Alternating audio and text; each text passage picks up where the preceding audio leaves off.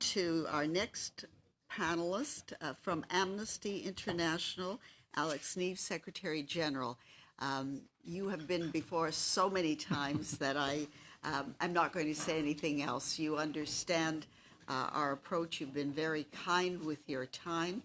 I strongly suspect in the year that you have left as Secretary General, I guess it's about a year since you've announced the well-kept secret, as you called it in the press.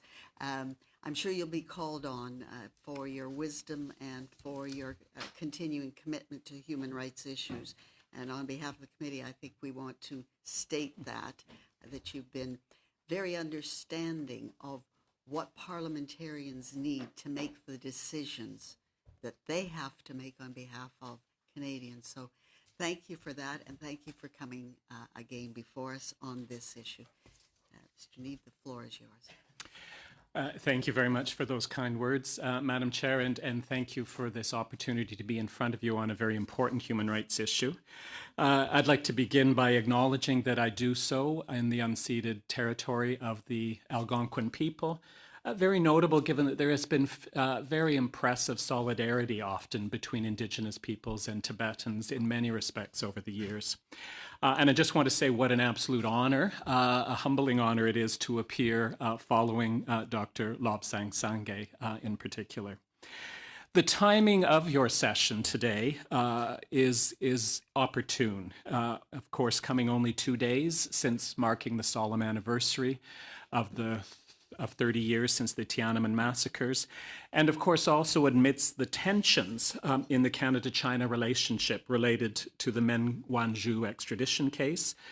4 Canadians are imprisoned and in 2 instances sentenced to death in circumstances that may well be connected to that extradition case: Michael Kovrig, Michael Spavor, Robert Schellenberg, and Fan Wei. Their plight, alongside other cases such as Uyghur Canadian Hussein Chalil, imprisoned for 13 years now, and Canadian Falun Gong practitioner Sun Qian, imprisoned for over 2 years, are stark reminders that China's abysmal human rights record has direct and very serious human rights consequences for Canadians. The apparatus of the state in China, a web of laws and institutions that has in recent years even further centralized government power and deepened surveillance and control, is the backdrop to an expanding context of repression and intimidation that both directly violates and undermines the human rights of people throughout China, certainly including in Tibet. That includes an ongoing campaign against human rights defenders and lawyers who have been threatened, monitored, arrested and detained, tortured and disappeared for their human rights work. The range of human rights violations in China is extensive and certainly includes systematic breaches of the fundamental freedoms to expression, assembly, and religion, particularly of Tibetans, Uyghurs, Falun Gong practitioners, and the people of Hong Kong. There has understandably been recent international attention focused on the massive campaign of repression in China's western Xinjiang region, where over 1 million Uyghurs and other Muslim minorities have been confined to detention camps and subjected to other serious human rights violations. Torture and the use of the death penalty continue at alarming rates. The death penalty is shrouded in such deep secrecy that Amnesty International does not include statistics regarding executions in China in our global death penalty report. We are confident, however, that China executes more people than the entire rest of the world combined. There are increasing incidents of repression targeted against Chinese dissidents, human rights activists, Tibetans, Falun Gong practitioners, Uyghurs, and others living abroad, including here in Canada. Those measures are rarely adequately investigated by national authorities and very often appear to originate with Chinese officials or proxies linked to the Chinese government. Efforts by the international community to address human rights violations in China have proven inadequate and have too often lacked serious determination. Many governments, including Canada, are keen to boost trade and investment with China, which is far too often prioritized over human rights concerns. I commend to the committee the Canada-Tibet Committee's excellent report, Trade and Human Rights in Tibet, which highlights how Canadian trade and investment can and does have a detrimental impact on human rights in Tibet. 2 recent UN human rights reviews of China's record give us a strong sense of the action needed to address human rights concerns in Tibet. On November the 6th of last year, China was examined under the UN Human Rights Council's Universal Periodic Review process. Canada made 4 recommendations, including to, quote, end prosecution and persecution on the basis of religion or belief against a number of named groups, including Tibetan Buddhists. The Chinese government rejected that recommendation, noting that, quote, China is a country under the rule of law and its citizens' freedom of religious belief is protected in accordance with law. However, those who break the law must be punished in accordance with the law, whether they are religious believers or not. That response tells us much of the challenges we face. Also last year, the UN Committee on the Elimination of Racial Discrimination reviewed China's anti-racism record. Concerns about the treatment of Tibetans featured prominently. The broad and vague definitions of terrorism, extremism, and separatism, which lead to criminalization of peaceful civic and religious expression, and criminal profiling of minorities, including Tibetans. The need to independently investigate all deaths in custody, allegations of torture, harassment, and reported use of excessive force against members of ethnic minorities, including Tibetans. Significant restrictions on the freedom of movement of Tibetans. Restrictions on Tibetan language teaching in schools, the punishment of Tibetan language advocacy, and the lack of Tibetan language translation during court proceedings, and discrimination against Tibetans in obtaining employment. Finally, an area of concern that has always featured prominently in Amnesty International's research and campaigning regarding human rights violations in Tibet for decades, the extensive detention of prisoners of conscience. 2 weeks ago, Human Rights Watch released a compilation of 80 cases of Tibetan monks and other peaceful critics arbitrarily arrested following March 2008 protests and still in detention 11 years later. Families are, in most cases, not allowed to visit or to even know where their loved ones are held. There are serious concerns about physical abuse, health, and denial of medical care.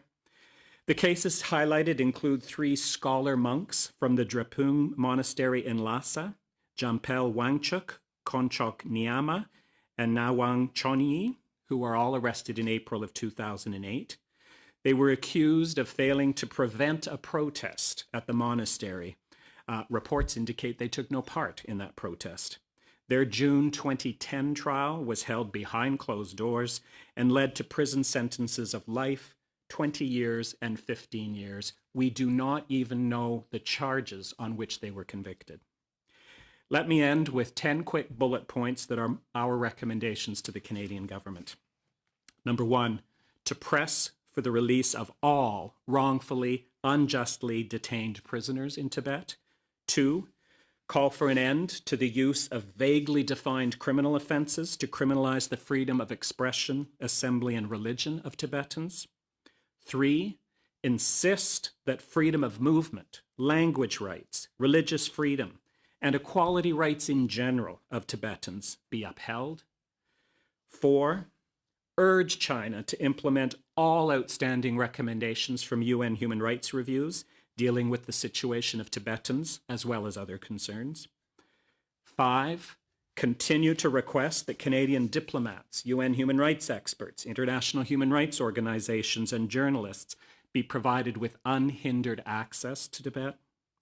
6, take up the important recommendations in the Canada-Tibet Committee report, Trade and Human Rights in Tibet, including integrating human rights safeguards across all aspects of Canada's trade policy with China. 7, bolster steps taken in this country to investigate interference and harassment in Canada of members of the Tibetan community. Number 8, champion efforts at the UN Human Rights Council to establish an independent fact-finding mission regarding the current Uyghur crisis, which would be a crucial means of starting to address China's glaring human rights impunity. Number 9, increase advocacy with respect to the situation of human rights defenders and lawyers in China. And finally, number 10, develop a whole of government comprehensive strategy for addressing human rights in the Canada-China relationship, including a Canada-Tibet policy. Thank you. Those are my comments. Thank you. You've generated a list of questioners, and I'm going to start with Senator Saint-Germain. Thank you, Madam Chair. Merci beaucoup.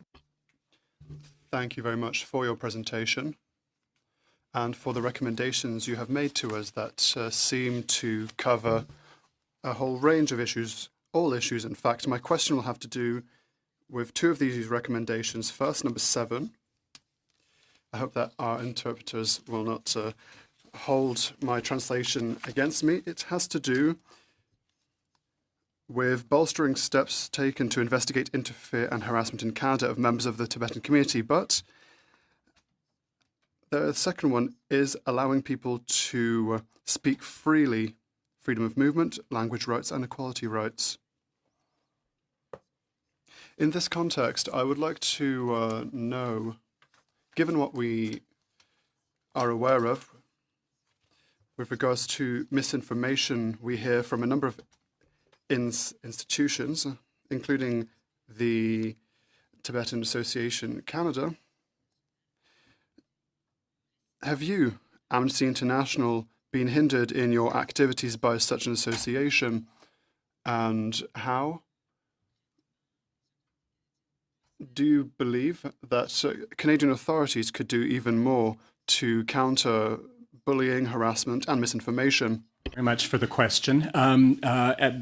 Given that I included it in my recommendations, that certainly is a signal that this is a grave area of concern, not just for Amnesty International, but I speak on behalf of, there's a very robust coalition known as the Canadian Coalition on Human Rights in China, made up of about 10 organizations, all based in Canada, who in various ways are concerned about the human rights situation in China. And that coalition in particular focuses on the Canada-China human rights relationship. So it's not a coalition that's in general doing advocacy on human rights in China. It's very much focusing on that interface between Canada and China.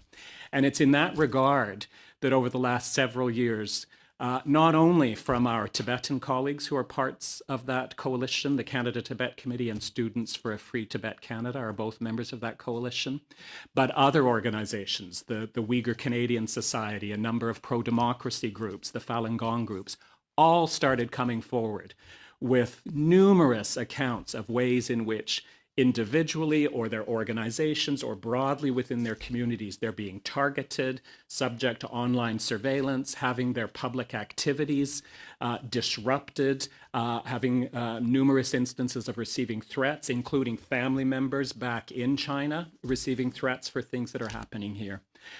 About 2 years ago, we began to compile that, and we have now put a confidential report in front of the Canadian government on behalf of the coalition. Provided we've not at all pretended that it's a comprehensive overview. We think that what is in our report is only a minimal set of a number of examples and that the problem is much wider. But making an urgent call for some concerted action here. One thing I would say, which I think goes to your question of what can be done about it, is it was troubling as we began to gather these facts how people really don't know what to do about it. Something has happened. Do I go to the RCMP? Do I call Global Affairs? Is this a CSIS matter? Is it the municipal police? Is it all of that? And people tend to turn to all of those agencies and then don't really get any kind of coordinated, coherent response. And as the old saying goes, things fall through the cracks. We're urging, and I think there's some receptivity on the part of the Canadian government, that there's a crucial need to put in place a well-coordinated strategy for how these are taken up so that the public security and the intelligence and the criminality aspects of these kinds of activities get understood in a coherent way and get taken up in a coherent way. Because not only is this of sort of broad concern for those of us interested in the Canada-China relationship, this has real consequences for people in their ordinary daily lives. Thank you. Merci. Thank you. Senator Atulaja. Thank you, Chair. My question, this is something that's puzzled me for some time, is what's happening with the Uyghurs. Strangely, all the Muslim countries are silent. Is it the growing influence of China? They're afraid to say anything to offend them. We saw it the same way in, and I don't want to name the countries, where the Rohingya issue was. Some of the countries that China is very close to were afraid to even speak about that issue. I think you've provided the answer in your question, Senator. I think you're, number one, we couldn't agree more that it is, to say the least, disappointing to see the near total silence from countries with majority Muslim populations in the face of what's happening to the Uyghur people. There's been some limited exception with Turkey that has spoken up, but there's very strong sort of ethnic and cultural ties between the Turkish people and the Uyghur people that I think speaks to why we're seeing more willingness on the part of Turkey to speak out. Amnesty International in our campaigning continues to draw attention to that. We have members and even national sections in some of those countries who are doing everything they can to try to encourage those governments to speak out. The OIC as a body in particular, the Organization of the Islamic Conference, is one that we've been speaking to and highlighting, as have others in our advocacy materials. But I think you're quite right. This is reflective of a concern we see more widely with respect to China and human rights on the world stage. China has incredible and always growing global influence now because of its trade and investment policies and because of a muscular presence in many parts of the world, and I think that's quite right. Your observation that that's what accounts for much of the silence is that they have dissuaded, either explicitly or implicitly, governments from speaking out. Senator Massicotte. Thank you, Chair. Thank you again for being with us. Therefore, given your latter comments, there's no reasonable expectation that we can at all achieve agreement between the Tibetans and China, given what's happening. I gather we're years away, and I also note that no other country has ever acknowledged the independence as a country of Tibetans. So what do you see fast forward next 10 years, 15 years? Is there any chance of progress? So I guess I should begin by saying Amnesty International's piece of this story isn't so much some of the very urgent political considerations around independence and political status, all of which are crucial and are certainly very often directly linked to the human rights considerations. We are focused on the kinds of human rights changes that we need to see happen, and would suggest that in that context, there's an important role for Canada to play. An important role for Canada to play as much as possible, working in a very coordinated fashion with other governments. Canada's interventions and voice with respect to some of the things I highlighted around political prisoners or language rights or those kinds of changes isn't going to break through on our own. It needs to be part of a coordinated strategy, both across the entirety of the Canadian government, so that we're leveraging all of the places in which we have exchange and influence with China, not just our diplomats who carry the human rights file, for instance, but also, of course, crucially, in very close strategic coordination with other countries. And not only the usual suspects. I think we can almost always line up Australia, the United States, and Western Europe, but we clearly need to continue to broaden that network, which comes back to the earlier question about the difficulties there are of bringing other governments into that strategy because they're sort of beholden to or fearful of upsetting China. But I think there needs to be a lot of focus on that. That's another question. Quick one. Okay. Quand on regarde, effectivement, When we have a look at the big picture, a few years ago, after Mr. Trump's election in the States, China seemed to claim that there was a more respectful engagement with the diaspora, with speeches in Europe, for example. But for the past 6 months, it seems that it has all gone in the other direction. We've gone back to the more violent diplomacy of the past. So why is this? Was it honest when they said that they wanted to be softer, they wanted to respect democracy? question, I think, and I couldn't agree more that those are very challenging currents on the global stage. The Trump factor here, the disruptive Trump factor, is clearly one that has posed very serious challenges. For instance, for Canada, in our in both in the sense of the direct reverberations and repercussions in our relationship with China, and in where we position ourselves in that. And I think that comes back again to that, I guess, the final recommendation that comes from Amnesty International, but in fact, I should highlight, is one that the coalition I referred to earlier has been promoting for many years, and that's the need for a really thoughtful, deliberate, comprehensive strategy that goes across the entirety of Canadian government if we're going to make any progress. Merci. Senator Cordy. Thank you very much, and thank you so much for being in front of our committee again, and for the work that you do. You're tireless in your advocacy for human rights, so thank you so much for doing that. We've, in your comments, and it's not a surprise, some of the things that you said, China executes more people than the whole rest of the world. Their anti-racism record, we just heard from witness previous about the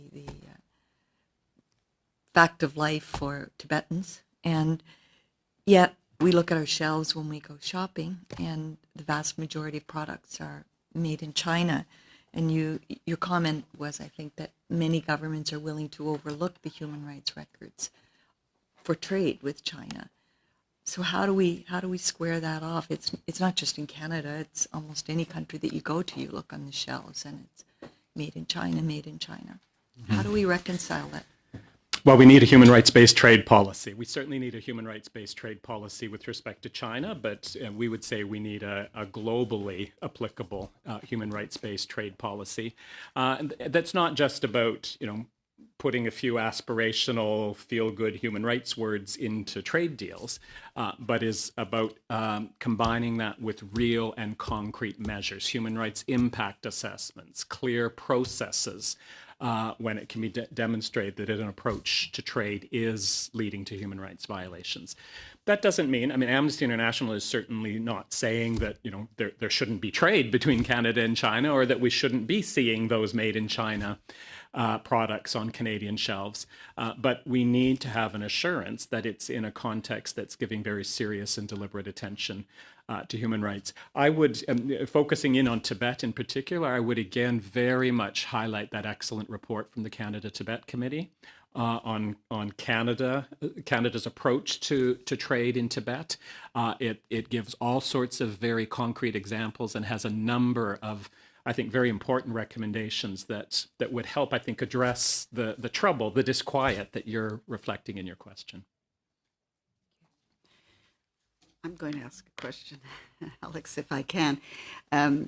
We changed from the Human Rights Commission. We knew the difficulties there, and we went to the new Human Rights Council, which is supposed to have been smaller, more efficient, more pointed on human rights issues. There's certainly a lot of comment in the human rights communities around the world that our voice, the Western voice, if you want to call it, or the those that had been very loud in the Human Rights Commission are less prominent, and that there's less space to deal with issues and build coalitions now than they were. And therefore, issues like Tibet do not find resonance in the same way. Are you finding it more difficult to work within the council? Is that a fair assessment of some of the leadership there and some of the focuses that they're placing there?